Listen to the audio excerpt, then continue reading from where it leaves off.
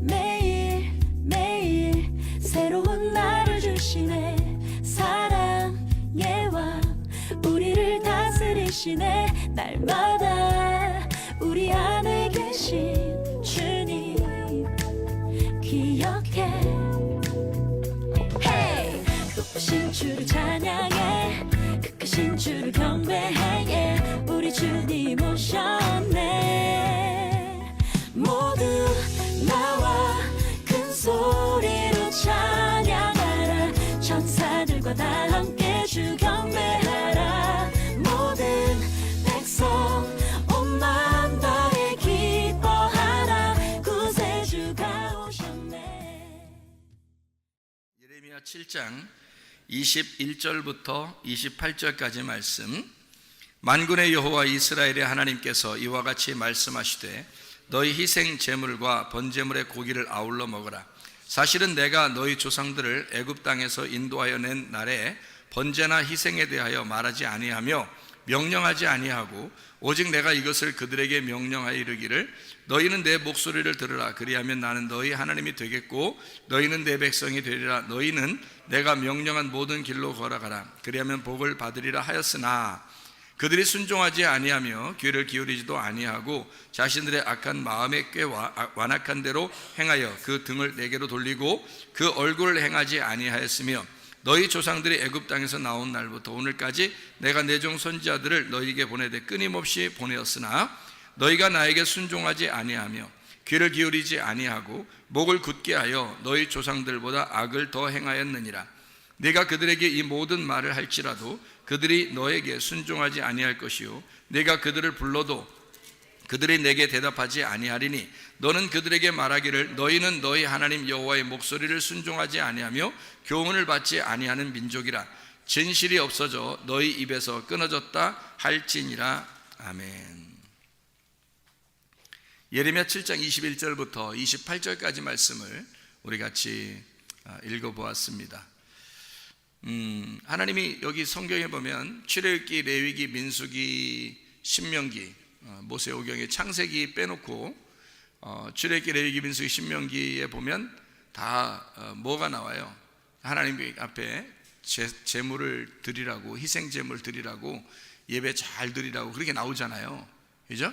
동물을 잡아가지고 이제 제물을 하나님 앞에 드리라고 그러거든요. 그런데 하나님은 여기다 뭐라고 써놨어요? 예레미야 7장에 보니까 뭐라고 써놨어요? 그런 제물을 드리라고 하나님이 명령한 적이 있다 없다? 없다는 거예요. 그러니까 하나님은 명령 안 했다는 거예요. 그러니까 분명히 성경에 나와 있는데 그런데 하나님 명령하지 않았다 이렇게 나오잖아요. 그럼 이상하잖아. 하나님 해라고 해놓고 그 다음에 여기서는 명령하지 않았어 이런 얘기하는 거예요. 그러니까 이제 뭐는 사실은 내가 명령한 게 아니야 뭐 이런 얘기를 하죠. 그러니까 괜히 말을 좀 돌리는 것 같은 느낌 그런 거 들잖아, 그죠? 그러니까 이게 뭐냐 이거예요. 이게 뭐냐 이거야. 저는 이게 이제 느낌상 이 성경을 이렇게 읽으면서 그 느낌에 어떤 느낌이 드냐면 하나님이 그렇게 말하지 않았다라고 하는 거는 명령하지 않았다는 그런 내용으로 이게 보여요. 그러니까 명령하지 않았다 그런 내용으로. 그럼 명령하지 않았으면 그럼 뭔 얘기야? 그럼 명령하지 않았으면 뭘로 얘기한 거예요? 명령하지 않았으면 뭘로 얘기한 거죠? 명령하지 않았다? 그러면 뭘로 얘기하는 걸까? 네, 그러니까 명령이 아니면 약속이에요. 약속. 그러니까 하나님의 약속, 하나님의 언약이라는 얘기예요. 제가 왜 언약이라는 얘기를 이렇게 쓰냐면 약속이다, 언약이다 이런 얘기를 왜 쓰냐면 여러분 잘 들어봐요. 생각해 보세요. 지금 여기 이스라엘 백성들이 광야에 이제 나오잖아요. 애굽에 있다가 광야로 나온다고, 모세와 함께 나온다고요. 근데 그 광야에 나온 사람들한테 다 제사를 드리라고 하고 하나님이 이렇게 살으라고 저렇게 살으라고 이런 명령들을 다 내린 게 이제 출애굽기, 레위기, 민수기, 신명기란 말이에요. 그 모세가 이제 다 쓴 내용이에요. 그럼 거기에 다 예배를 이렇게 드려라, 제사를 이렇게 드려라, 뭐 이렇게 나오는 거거든요. 자세하게 나와요. 이렇게 해라, 저렇게 해라, 뭐 이렇게 안 하면 죽는다, 뭐 이렇게 잘해야 된다, 뭐 이런 얘기를 막 써놨어요. 그러면 우리가 척 봐도 명령이잖아요. 그런데 하나님은 자기가 명령하지 않았다고 여기 말하잖아요. 그죠? 그러면 명령이 아니니까 약속이고 언약이다. 그러면 보세요. 광야로 나온 백성들은 하나님 보실 때 광야로 나온 백성들은 지금 뭐라고 얘기하는 거예요? 예레미야 7장을 보니까 지금 광야에 나온 백성들을 그냥 너희들하고 나하고 관계가 없는데 너희들이 나를 만나려면 이렇게 제사를 드려야 돼 라는 그런 의미로 명령한 것처럼 보여요? 아니면 좀 이렇게 나 명령하지 않았어 이렇게 얘기하는 거 보면 뭔가 좀 다른 약속, 다른 언약, 그러니까 애굽에서 광야로 탈출해 나왔다 하는 것은 뭐예요? 광야로 탈출해 나왔다. 그러면 자기 백성들을 데리고 나온 거 아니에요? 하나님이 자기 백성들을 광야로 데리고 나왔어요. 그러면 자기 백성들을 데리고 나왔다 그러면 이제 어떤 의미인지 한번 생각해 보세요. 자기 백성들을 데리고 나왔다. 그러면 이 백성들에게 하나님은 어떤 존재예요? 이 백성들을 데리고 나왔으니까 하나님은 어떤 존재예요? 이 백성들한테? 자기가 광야에서 자기는 어떤 존재예요? 마치 자기 백성들이 나올 때 그 백성들을 자기 자녀라고 한다면 하나님은 아버지가 될 것이고, 그죠? 네. 그들 백성들을 나올 때 그들을 양이라고 한다면 자기는 광야에 양들을 돌보는 목자가 될 것이고, 그리고 또 이 백성들이 자기의 백성들이 나올 때 자기의 백성들이 자기의 신부라 그러면 그 신부의 하나님은 남편이 되겠죠. 그렇게 되는 거예요. 그러니까 여러분 그 결혼식 같은데 한번 가봤나요? 결혼식 구경하면 기분 좋죠. 그러면 결혼식 구경하면은 결혼식 할 때 왜 가장 하이라이트, 중요한 하이라이트에서는 뭐 해요? 결혼식 할 때 밥 먹죠. 그럼 밥 먹으러 가는 경우가 상당히 많지. 사람들 결혼식 한다고 밥 먹으러 그냥 가는 사람이 되게 많아요. 밥만 먹고 그냥 가는 사람도 있어요. 그냥 막 결혼식 구경도 안 하고. 진짜 못된 사람이야. 왜냐면 결혼식을 갔으면 축하를 해줘야 되잖아. 축하를 해준다는 것은 거기 이렇게 앉아서 있어야 되는 거잖아요. 그죠? 그러니까 사진도 좀 같이 찍어주고요. 그죠? 그렇게 해야 되잖아요. 그죠? 새신랑 새신부는 막 같이 사진 찍어주면 그 사진 보면서 좋아하고 그러는 거 아니에요? 그죠? 그러니까 자기들끼리만 나가서 또 사진도 찍고 막 좋아하고 그러잖아요. 그러니까 새신랑 새신부는 저기 사진 찍는 거 엄청 좋아한다고요. 그러니까 다른 사람들은 다 사실 들러리죠. 그래서 일단 그 새신랑 새신부가 막 이렇게 돋보이게 그렇게 만들어 놓는 그런 이제 결혼식이 돼야 되는 거죠. 나머지는 다 찌그러지는 거죠. 그러니까 새신랑 새신부만 이렇게 돋보이고 나머지는 다 이렇게 찌그러져야지. 다른 사람이 더 돋보이면 어떻게 돼요? 새신랑 새신부가 쭈그러지면 이상하잖아요. 분위기가 살벌이 안 돼요. 좀 어느 정도 새신랑 새신부를 딱 이렇게 두각을 내는. 자, 새신랑 새신부가 결혼식 할 때 어떤 부분이 가장 하이라이트 같아요? 여러분 생각할 때는 어떤 부분이? 결혼식 할 때 밥 먹고 돌아가는 거 이런 부분이 가장 중요하다 이런 거 생각하지 마시고, 그럼 여러분 그건 어떤 일부 그런 사람들이 못된 사람들이 그렇게 하는 거고요. 진짜 중요한 그 결혼식의 가장 하이라이트가 가장 중심, 그 시간의 가장 핵심은 어느 시간일까? 결혼식 할 때. 지금 뭐 얘기하다가 지금 이 얘기했어요? 지금 뭐 얘기하다가?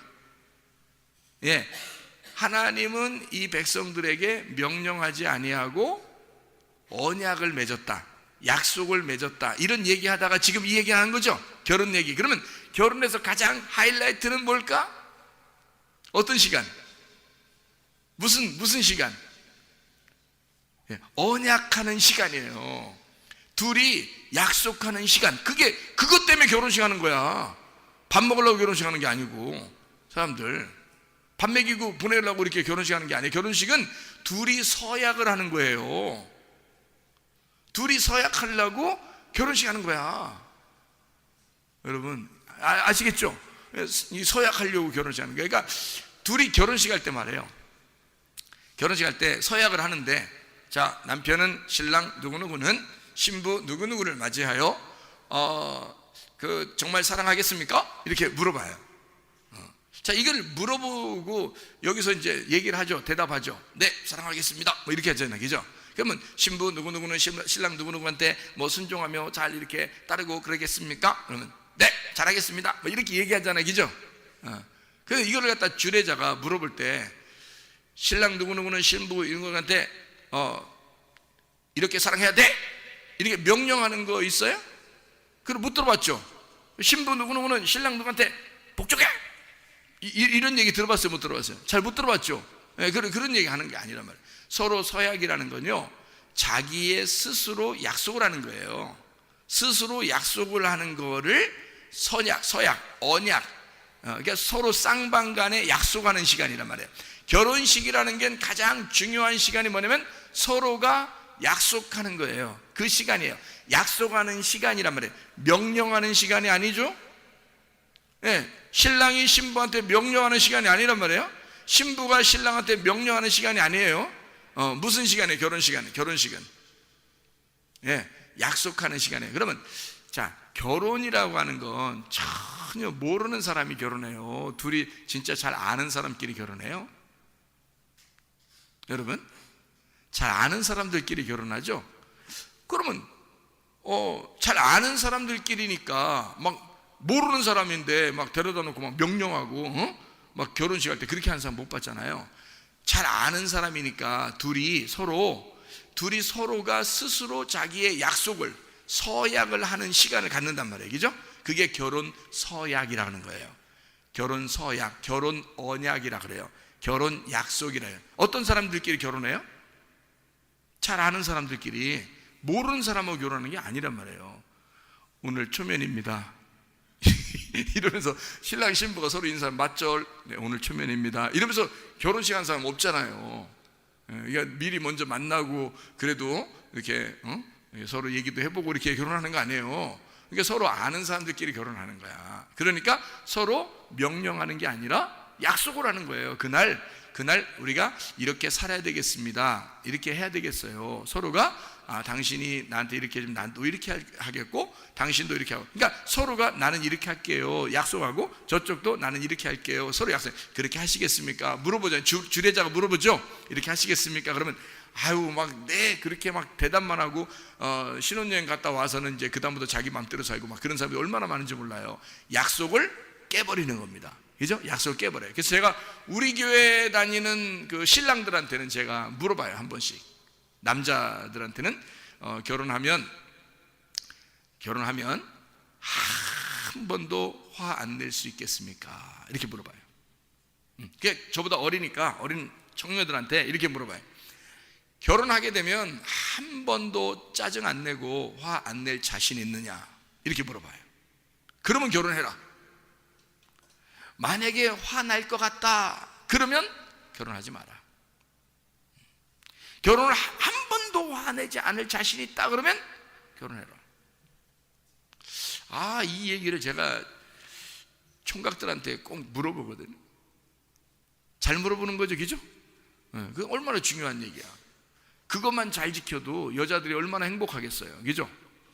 그러면 화 한 번도 안 내는 신랑과 함께 사는 신부는 남편에게 정말 복종하고 사랑하고 그러지 않겠습니까? 그죠? 당연한 거지. 그래서 남자들한테만 물어보는 거예요. 여자들한테는 화 한 번도 안 내고 결혼 생활 했으면 이거는 진짜 지키기 어려워요. 여자들은 지키기 어려운 거니까. 이거는 뭐 대답은 목사님이니까 목사님 앞에서 네 이렇게 얘기해도요 그건 뭐 못 지키게 돼 있는 거예요. 여자들은요.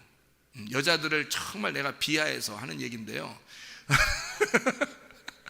여자들은 지키기 어려워요. 그러니까 남자들한테 물어보는 거야. 남자들 자신 있냐? 응? 화 한 번도 안 낼 자신 있냐?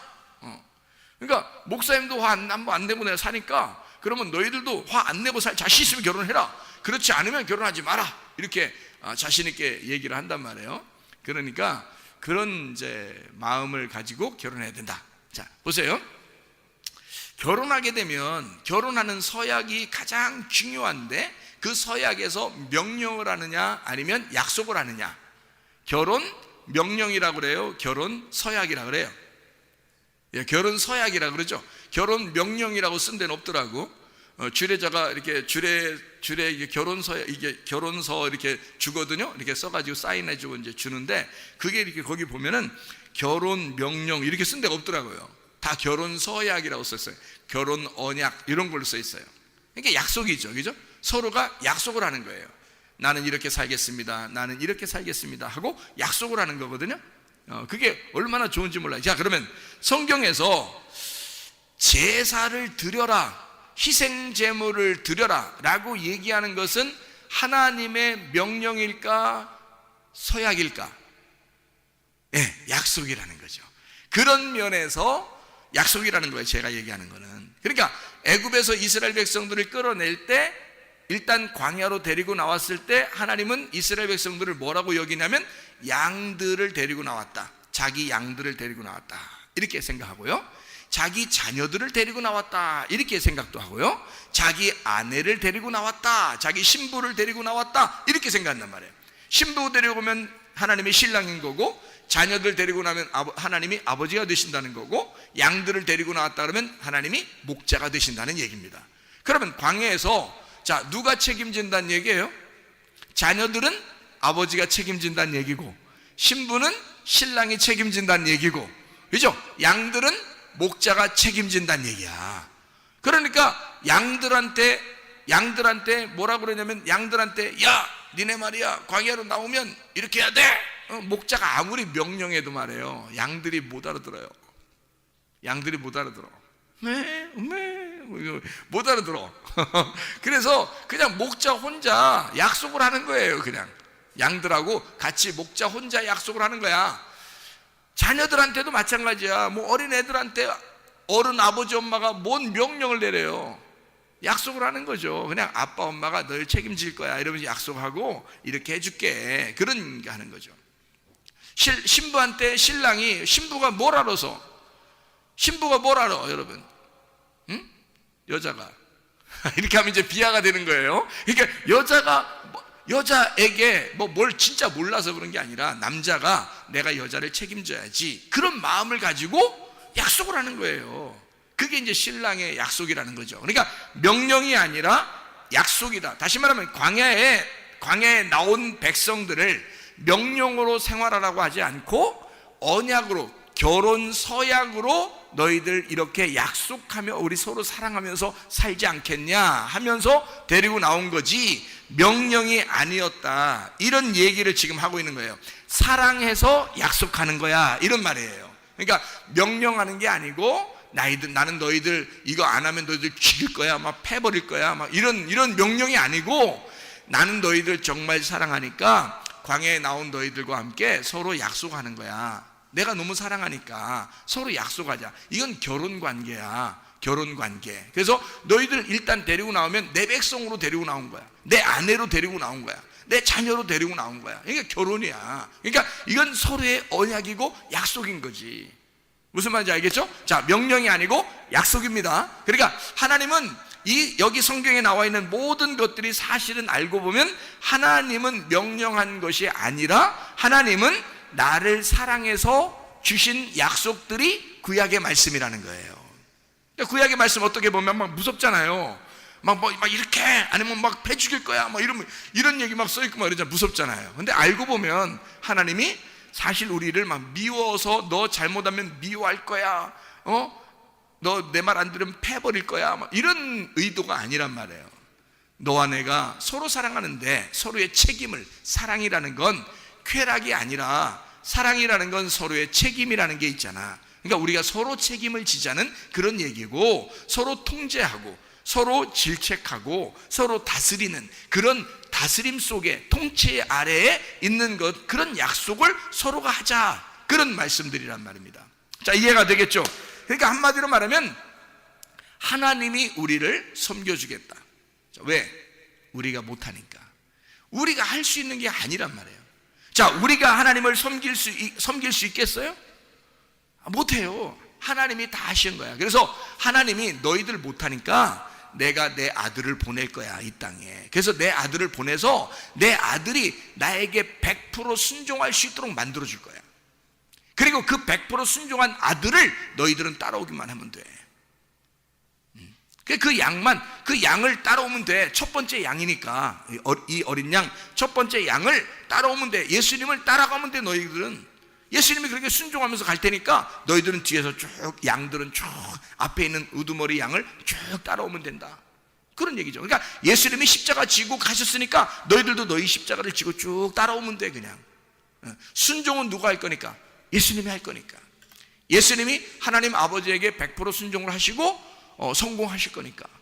그러니까 너희들은 그 예수님을 따라오면 돼 라고 하는, 다시 말하면 하나님이 자기가 자기를 순종하겠다라는 얘기입니다. 우리가 순종할 수 없으니까. 그게 빌립보서 2장 7절의 말씀입니다. 빌립보서 2장 7절의 말씀을 보면 이런 말씀이 있어요. 오히려 자기를 비워 종의 형체를 가지사 사람들과 같이 되셨고, 예수 그리스도가 이 땅에 오셔서 자기를 종으로 자기의 섬김으로 오셨다라고 얘기하잖아요. 그렇죠? 다시 말하면 하나님의 명령은 인간이 할 수 없기 때문에 예수가 하나님의 아들이 섬기겠다는 얘기입니다. 그러니까 하나님은 철저하게 너희들의 순종을 요구하는 게 아니라 하나님 아버지의 아들의 순종을 요구하신다는 얘기입니다. 그러니까 우리의 순종이 아니에요. 하나님 아들의 순종을 요구하신단 말이에요. 다시 말하면 이런 말이죠. 자, 명령을 하잖아요. 하나님이 자기 백성들에게 명령하는 것은 명령이 아니라 이 명령을 누가 지켜낸다? 자기 아들이 지켜낸다는 거예요. 자기 아들이 지켜내기 때문에 자기가 어떻게 보면 자기 아들에게 명령하는 거잖아요. 자기 아들만 지켜내는 거니까. 그러면 자기가 자기 아들에게 얘기한다는 건 누가 누구에게 얘기한다는 거예요? 자기가 자기한테 얘기하는 거예요. 왜? 자기 아들이 자기잖아. 하나님이 하나님의 아들에게 명령하는 거니까 하나님이 결국에는 자기가 자기에게 명령하는 거란 말이에요. 이해가 되겠죠? 우리에게 해달라고 하는 얘기가 아니라 자기가 자기 아들에게 명령을 함으로써 예수가 철저하게 자기가 하나님 아버지에게 자기를 종으로 들여 섬긴다 하는 말입니다. 자기가 자기에게 명령을 한단 말이에요. 예를 들어서 이런 거죠. 여러분, 명령이라는 건 누가 있어야 명령하잖아요. 야, 뭐 해야 돼? 뭐 이러면 누가 있으니까 하는 거지. 예를 들어서 산 꼭대기 올라가 가지고 말이야, 혼자 이쪽 산에서 저쪽 산을 보면서 이상하게 저쪽 산에다가 말하고 싶어. 여기서 저쪽 산에다가 이야 너 말이야 그래서 이렇게 막 하는데 뒤에 등산하는 사람이 뒤에서 이렇게 올라오는데 갑자기 소리가 막 나는데 뭔가 막 우렁차게 누구한테 명령을 하는 그런 소리가 들려요. 그래서 뒤에 산에서 이제 등산하는 사람이 쭉 올라오면서 보니까 뭐가 막 그래서 막 하면서 막 명령을 하고 막 이러니까 뒤에 등산하러 올라온 사람들이 어떻게 해요? 끝까지 꼭대기까지 올라올까요? 아니면 올라오다가 멈칫할까요? 올라오다 멈칫해요. 뭔가 소리가 막 이상한 소리가 나는데 혼자 있는데 혼자 누구한테 명령을 해. 가끔 보면 동네에서도 혼자 막 명령하면서 다니는 사람들이 있습니다. 꽤. 그럼 그런 사람들이 있으면 여러분이 막 가가지고 저랑 같이 이렇게 얘기 좀 하고 그럴까요? 뭐 이런 사람이 있어요? 이상하죠. 좀 이상하죠, 그죠? 좀 이상하니까 좀 가까이 이 사람이 막 명령하면서 막 쓰레기 주워가지고 던지면서 명령하면서 딱 우리한테 찾아오면 어떻게 해요? 쫓아오면 우리가 어떻게 해요? 아 반갑습니다. 뭐 오늘 초면에 서로 같이 커피 한잔 마실까요? 이렇게 못한단 말이에요. 도망간다고, 그죠? 왜 그러세요? 왜 그러세요? 이런단 말이에요. 뭔가 이상하잖아요, 그죠? 뭔가 이상하잖아. 그러니까 누군가가 있어야, 상대방에 누군가가 있어야. 근데 참 이상, 이 동네 사람들 중에 참 그런 사람들 많더라고요. 혼자 말하고 다니는 사람 참 많더라고요. 혼자 말하고 다니는 사람들이. 그래서 난 전화하는 줄 알았어요. 그때 귀에 뭐 꽂아 있는 것도 없고 뭐 손에 들고 있는 것도 없는데 혼자 뭘 얘기를 하면서 다니는데, 그러면 아니면 이제 기도를 하든지 뭐 이런 사람들이 혹시 걸어다니면서 기도해야 됩니다 이런 거 하면 교회에서 배워가지고 걸어다니면서 기도할 수도, 그렇게 생각도 했는데 알고 보니까 그냥 눈 뜨고 눈을 45도 위쪽으로 뜨면서 이렇게 뭔 얘기하면서 이렇게 가는 그런 사람들이 상당히 좀 있더라고요. 그런 사람 여러분이 어떻게 가까이 하고 싶어요? 아니면 조금 거리를 좀 두고 싶어요? 거리를 좀 두고 싶잖아. 자, 아무도 상대편이 없는데 혼자 말하는 거야. 혼자 말하면서 돌아다니는 거예요. 이상하잖아요, 그죠? 명령이라는 건 상대방이 있어야 합니다. 약속도 상대방이 있어야 약속하는 거예요. 혼자는 약속하는 게 아니고 혼자 명령하는 게 아니거든요. 명령은 누군가가 있어야 되거든요. 생각해 보세요. 자, 성경 창세기에 1장에 보면 명령이 나와야 안 나와요? 명령이 창세기 1장에 나와야 안 나와요? 명령이 나와요. 자, 그러면 명령이 어떤 명령이 나와요? 명령이 나오는데, 명령이 나와요. 창세기 1장에. 자, 무슨 명령이 나올까요? 첫째 날 빛이 있으라. 놀랍죠? 명령합니다. 뭐 상대방이 있어야 명령하는 건데 빛이 있으라 막 이렇게 명령을 해요. 그러니까 빛이 있으라라는 말은 결국 하나님이 혼잣말이에요? 아니면 누군가를 대상으로 명령을 지금 하고 있는 거거든요. 그러면 하필이면 다른 걸 명령하는 게 아니라 빛이 있으라라고 명령을 한단 말이에요. 그러면 뭐가 있기 때문에 빛이 있으라고 명령을 한 거잖아요. 잘 생각해 보세요. 뭐가 있기 때문에 빛이 있으라고 명령했어요?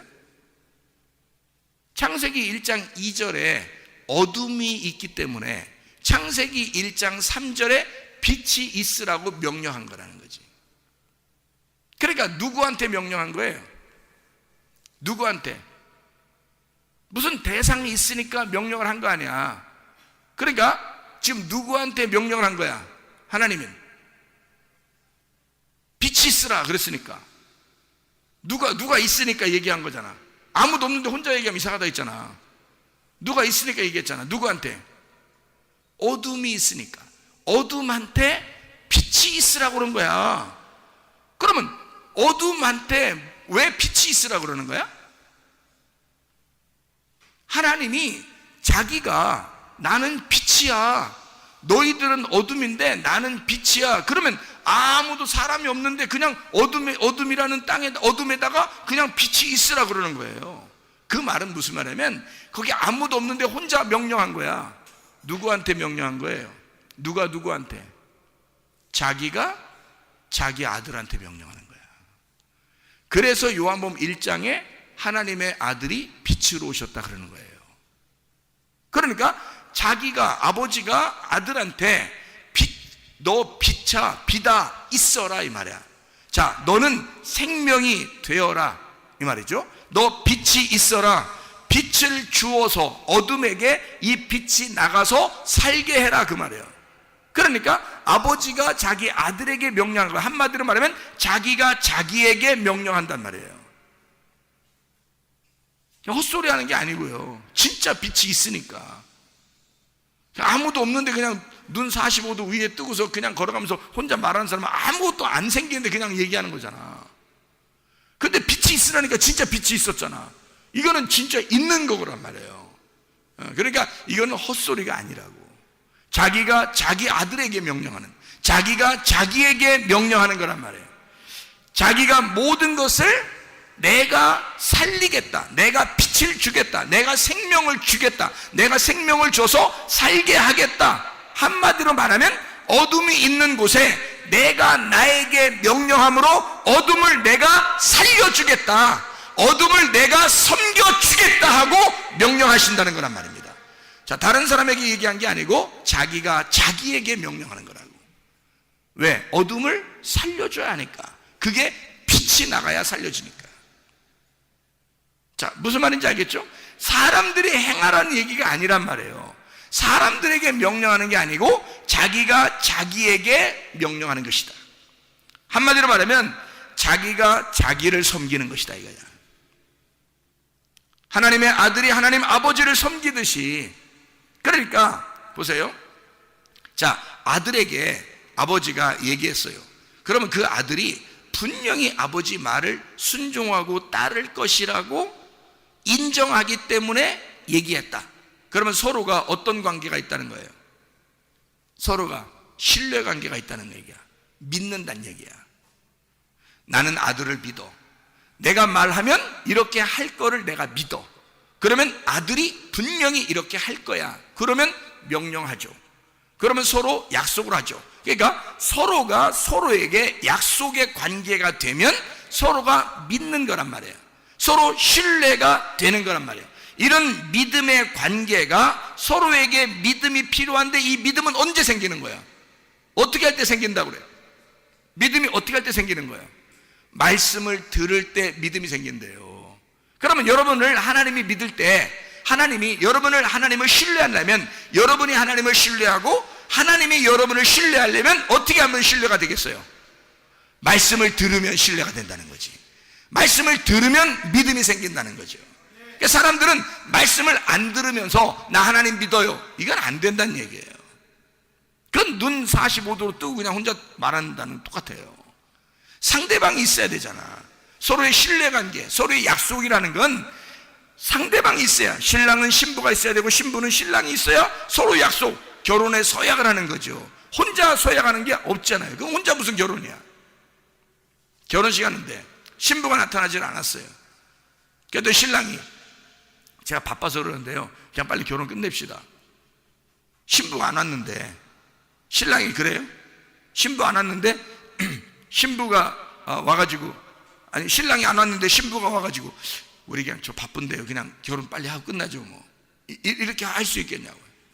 신부가 안 왔는데 신랑이 나 결혼 빨리 끝내십시오, 이렇게 하는 사람이 있겠냐고요. 안 된다고요. 그 결혼은 파토가 된다고요. 다시 해야 돼요. 다시 모여서 돼요. 둘이 같이 왔을 때 해야 되는 거예요. 신뢰, 서로의 믿음이라는 건요, 한쪽 사람이 믿어서 되는 게 아니에요. 양쪽에 서로 신뢰가 돼야 된다는 거야. 하나님은 우리를 믿으셔요. 하나님은 우리를 신뢰하신다고. 하나님 전적으로 우리를 믿는데 우리 쪽에서 하나님을 안 믿는단 말이야, 문제는. 그러니까 서로 결혼이 안 되는 거예요. 결혼 서약이 하려면 서로가 서로의 신뢰관계가 있어야 결혼이 성립이 되는 거잖아요. 근데 하나님은 우리를 믿는데 우리는 하나님을 안 믿어요. 그러니까 너희가 하나님을 믿으려면 말씀을 들어야 된다는 거야. 말씀을 들으면 너희가 믿음이 생기는 거 아니냐. 하나님의 말씀을 너희가 들음으로 믿음이 생긴다. 그래서 말씀을 듣게 되고 믿음이 생기면 하나님을 신뢰하는 거죠. 그러면 서로가 약속을 하는 거란 말이야. 자, 그러니까 아직 약속을 받지 못한 사람들은 그게 뭘로 들려? 명령으로 들리는 거지만, 약속을 서로 서약을 해서 서로가 신뢰하는 관계가 되고 서로가 서로를 알게 되면 어떻게 해요? 이게 약속이라는 걸 알게 된다는 거죠. 하나님의 말씀은 명령이 아니라, 나를 무섭게 하는 명령이 아니라 결혼 서약과 같은, 사랑하기 때문에 지켜달라고 하는 그런 약속과 같은 것이다. 그런 이야기로 하나님 말씀이 들린다는 거죠. 구약 성경이 그러니까 율법이 율법으로 보이는 게 아니라 하나님의 약속으로 보인다는 거죠.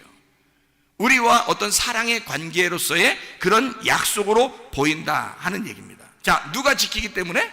내가 지키는 게 아니라 하나님의 아들이 이 땅에 와서 자기가 종의 형체를 입어 자기가 아버지를 섬기기 때문에, 우리가 하는 게 아니라 그 아들이 다 섬겨서 십자가 못 박혀 죽으셨어요. 완성이 됐단 말이에요. 우리는 그 예수님을 믿으면 가는 거예요. 예수님을 믿으면 따라가는 거야. 그렇게 하자는 거예요. 하나님은 너희들이 하는 게 아니야. 너희들 보고 해달라는 게 아니었어. 너희들에게 명령 내린 게 아니었어. 나는 너희들에게 사실 서로 약속을 하는 사랑의 관계를 맺자라고 얘기하는 거였다는 거죠. 하나님 우리를 전적으로 사랑하신다는 얘기였습니다.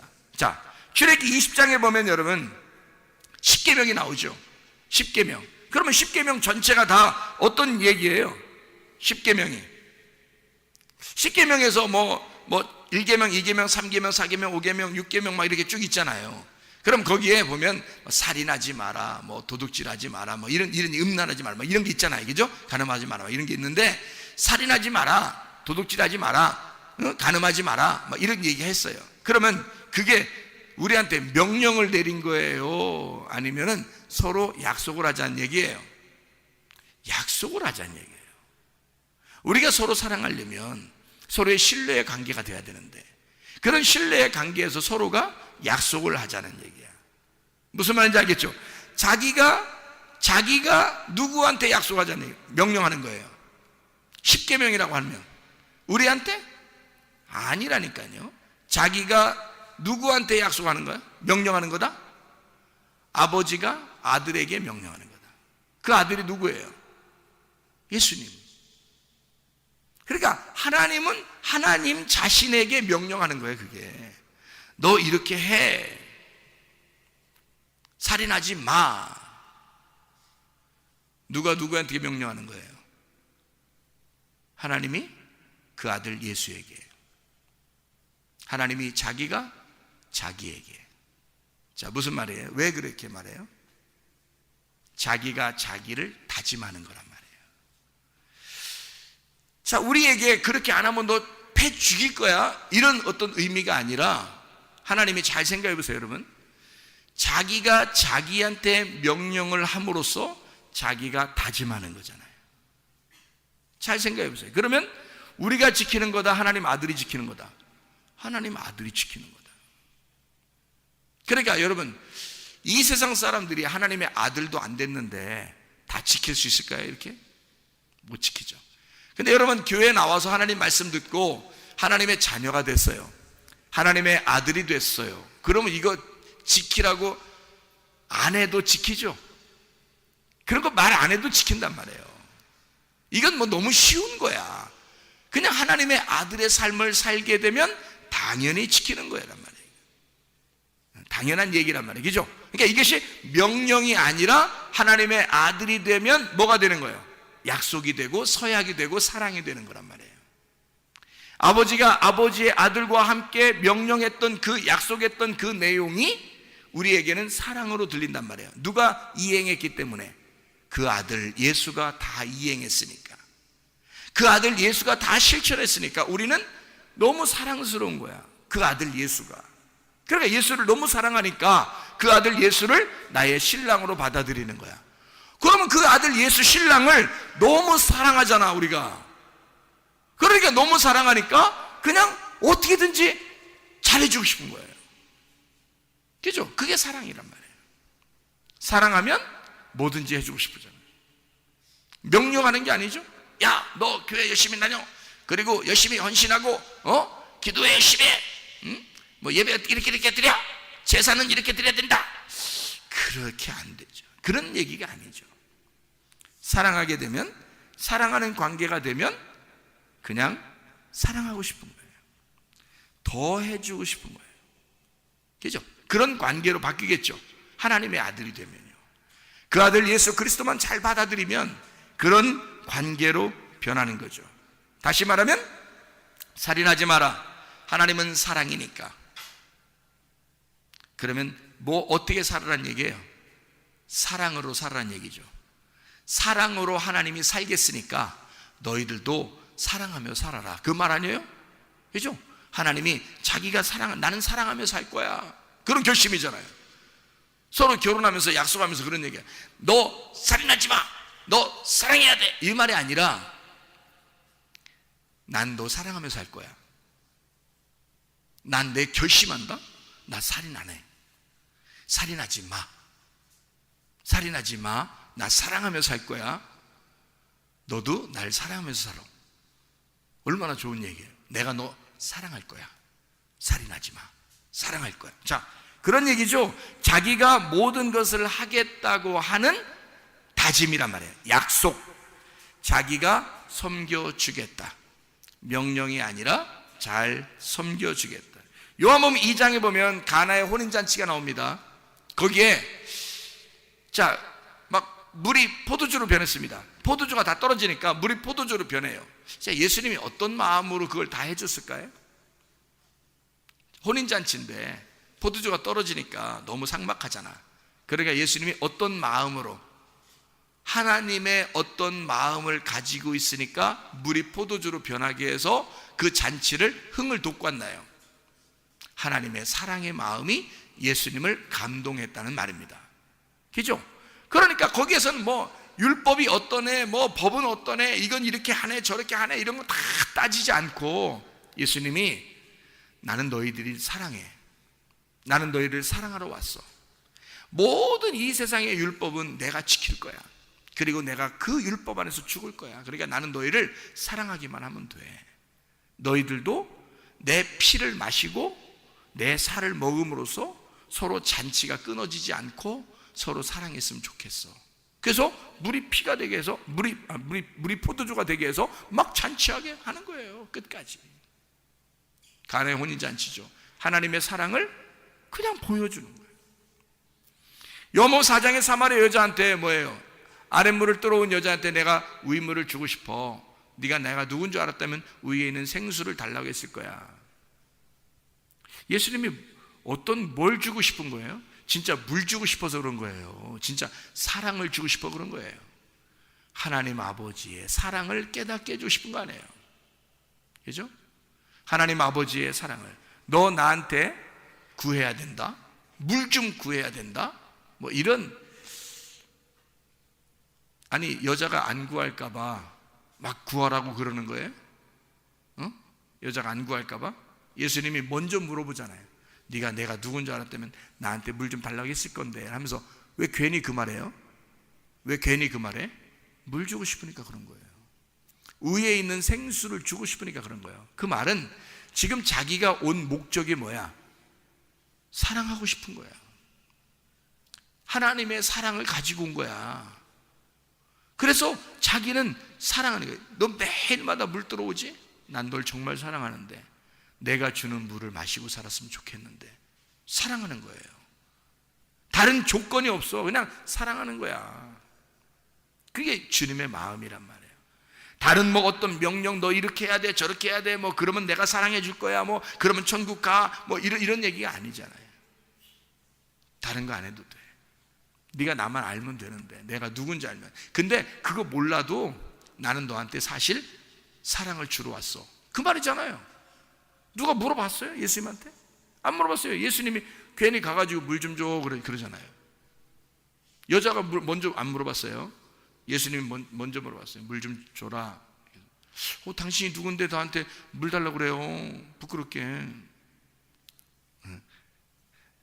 그냥 물 좀 줘. 헛소리 하지 말고. 예수님이 그냥 괜히 말 걸고서 괜히 말을 하나씩 더 해요. 이 여자는 부끄러워서 말도 안 하려고 그러는데 예수님이 그냥 계속 말 걸어서 말한 거예요. 여자가. 그 말은 무슨 말이냐면 예수님이 둘 중에 누가 더 안 달란 거예요. 누가 더 막 마음이 더 막 간 거야. 예수님 쪽이 더 그런 거예요. 여자 쪽이 아니라 예수님 쪽이 계속 꼬리를 물잖아. 말꼬리를 물고 여자는 그냥 말 딱 끊고서 안 하려고 했어요. 근데 예수님은 계속 말꼬리를 물잖아요. 그죠? 그 말은 뭐예요? 대화 좀 더 하고 싶다는 얘기야. 자꾸 사랑하고 싶다는 얘기야. 자꾸 내가 말 좀 걸고 싶다는 얘기야. 얘기 좀 나랑 같이 더 했으면 좋겠다, 이런 얘기 안 해요. 예수님의 사랑입니다. 요한복음 5장에 보면 베데스다 연못에 38년 된 병자가 나옵니다.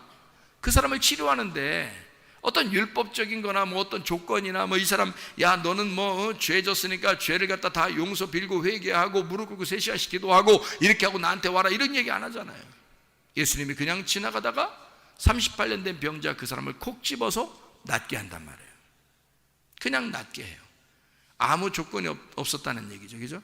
자, 뭐 하러 오신 분이니까? 예수님은 사랑하러 내려오신 분이니까 그냥 사랑하고 싶어서 내려왔다, 그 말입니다. 요한복음 11장에도 뭐라고 그래요? 요한복음 11장에 보면 나사로가 부활했습니다. 죽은 나사로가 부활해요. 그러면 죽은 나사로가 어디 있었어? 어디 있었는지 몰라요. 죽은 나사로가 죽어서 어디에 있었다라고 하는 것은, 나사로라는 이름이 어디에 죽어서 어디에 있었다는 것은 딱 한 군데가 나오는 데가 있긴 있어요. 누가복음 16장에 19절부터 31절까지 말씀. 부자와 거지 나사로에서 그 나사로는 아브라함의 품이라는 낙원에 들어갔었어요. 그러니까 여기 예수님의 친구 나사로가 요한복음 11장에 죽었는데 그 친구 죽은 나사로가 3일 동안 어딘가 있었어. 그렇죠? 3일 동안 어딘가 있었는데 어디 있었겠어? 같은 나사로가 있는 데 있었지 않겠어요? 아무래도 나사로가 있는 곳에 있는 거 아니에요. 그게 어디야? 아브라함의 품이라고 하는 낙원에 있었겠죠. 그죠? 3일 동안 거기에 있다가 예수님이 거기에 있는 나사로를 불러들인 거예요. 땅으로 다시. 일 나와. 그러니까 무덤에 있는 나사로에게 명령했어요. 그러면 야 나사로야 나와라. 나사로는 그때 살아 있었어요? 죽어 있었어요? 아니 여러분 잘 생각해 보라니까.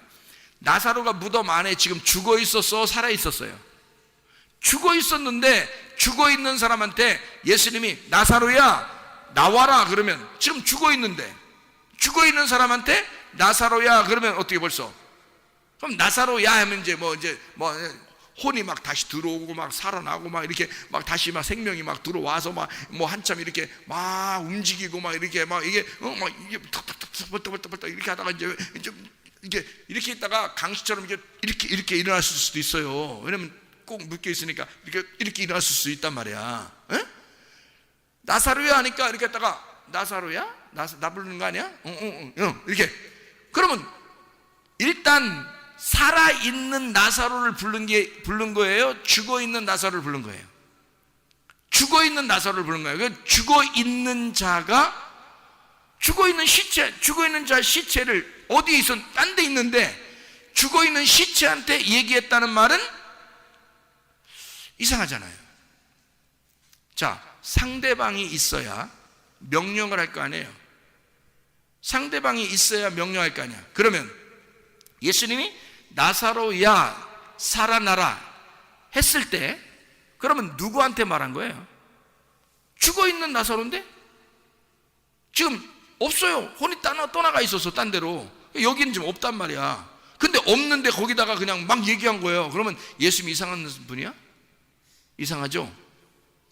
그러니까 그게 뭐냐면 나사로야 나와라 명령이잖아요. 명령했는데 그게 이런 말이에요. 자, 예수님이 사람들을 향해서 믿음이 없는 사람들, 부활에 대해서 전혀 모르는 이 사람들이 너무 안타까운 거예요. 그래서 예수님이 눈물을 흘리시는 거예요. 그리고 나사로야 나와라 그러는 거야. 그 나사로야 나와라 하는 그 나사로가 죽어있는 사람이야. 지금 어디 있는지 몰라. 근데 예수님이 지금 부르는 거예요. 그러면 지금 시체한테 얘기하는 거니까 전혀 뜬금없이 얘기하는 거란 말이에요. 그죠? 그런데 누군가, 아니 여기에 누가 있어야 내가 부를 거 아니오. 여기 누군가 살아있는 사람이 있으면 나와라 뭐 아니면 일로 와봐 뭐 이렇게 내가 말할 거 아니에요. 그죠? 그런데 사람이 없다니까, 거기에 지금 죽어 있다니까. 근데 그걸 부른다는 얘기는 누가 누구한테 얘기하는 거예요? 자기가 자기한테 얘기하는 거예요. 왜 자기가 자기한테? 뭔가 대상이 있어야 명령을 할 거 아니에요. 나사로야 나와라 명령할 거 아니야. 근데 자기가 자기한테 얘기해. 왜요? 자기가 자기에 대한 다짐이야. 잘 생각해 봐요. 죽어있는 자에게 자기가 지금 얘기하는 거야. 그러면 자기는 다짐을 하는 거야. 어떤 다짐? 나는 생명이야. 내가 생명이라고. 내가 생명이니까 내가 말하면 너는 살아나야 돼. 너에게 생명이 들어가야 돼. 그게 명령이란 말이에요. 자기가 자기에게 말하는 거라고. 나는 생명이니까 너에게 생명이 들어가야 돼, 그 말이잖아. 나사로야 살아나라 할 때 그 나사로야 살아나는, 나사로는 지금 죽어있는데 어디에 있어?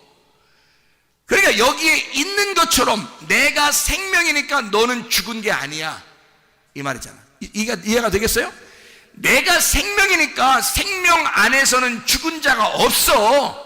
그러니 사람들이 볼 때는 죽은 자인데, 시체인데, 내 생명이니까 내가 생명 안에서 너는 살아있는 자라고 부를 거야, 이 말이에요. 그러니 자기가 자기에게 말하는 거야. 내가 생명이니 생명을 받으라 그거야. 내 생명을 받으면 넌 살아나서 나온다. 그러니 나사로야 나와라 그러죠. 자기가 자기에게 명령하는 거예요. 너는 살게 될 것이다, 이거지. 너는 살게 될 것이다. 내가 생명이니까 너는 살게 될 거야. 다시 말하면 너 죽어 있는데 내가 내 모든 생명의 일을 내가 할 거야, 그 말이잖아요. 내가 생명이니까 내 생명의 일을 너에게 할 거야. 그게 자기의 섬김이죠. 나사로 보고 뭐 어떻게 하라는 게 아니에요. 예수님이 자기가 섬기러 왔으니까 내가 생명으로 너를 섬길 거야. 내 생명을 너에게 줄 거야, 그 말이죠. 자기의 섬김입니다. 요한복음 6장에 보면 5,000명을 먹입니다. 제자들에게 이 5,000명을 너희들이 먹여라 그래요. 그러면 제자들이 어떻게 먹여요? 그걸 갖다가. 근데 제자들이 이 보리떡 5개하고 물고기 2마리를 이제 띄어서 나눠주기 시작했어요. 나눠주기 시작하는데 이상하게 띄면 또 생기고 띄면 또 생기는 거야. 막 계속 5,000명 막 먹이는데도 계속 띄는데 또 막 생기는 거야. 또 생기고. 자, 제자들이 먹인 거요, 예수님이 먹이고 있는 거야. 예수님이 먹이고 있는 거야. 자기가 자기에게 말하는 거죠. 제자들이 어떻게 할 수 있어요? 제자들이 하는 게 아니라고. 내가 이 백성들을 섬길 거야. 광야로 나온 이 백성들을 내가 섬길 거야. 그러니까 너희들은 그냥 떼서 줘. 내가 줄 거니까. 내가 하늘의 양식이니까. 그러니까 나를 뜯어서 주는 거야. 너희들은 날 뜯어서 줘. 계속 줘. 그러면 그들이 먹을 거야. 제자들한테 말하는 게 아니라 내가 이들을 먹일 거야. 그 말이잖아요. 자기가 모든 것을 하겠다. 자기가 섬겨주겠다라는 말입니다. 여러분, 우리는요, 어떻게 보면 내가 뭐 좀 해야 되겠다, 교회 와서 내가 하나님을 좀 잘 섬겨봐야 되는 게 아닌가, 이런 생각을 할 때가 있습니다. 그건 종교예요. 종교적인 우리의 신앙심입니다. 그러나 주님은 우리에게 뭐라고 말해요? 네가 하는 게 아니야. 네가 할 것까지 다 했어. 내가 너를 섬길 거야. 내가 너를 사랑할 거야. 내가 만약에 필요한 게 있다면, 네가 하나님 앞에 뭔가 섬겨야 된다는 어떤 무엇이 있다면 내가 줄 거야. 내가 줄 거야. 그것도 내가 줄 거야. 그리고 내 안에서 네가 행하게 할 거야. 어쨌든 나는 너에게 다 섬겨줄 거야. 너 어렵지 않도록, 너 힘들지 않도록 내가 다 해줄 거야. 이것을 믿음이라 그럽니다.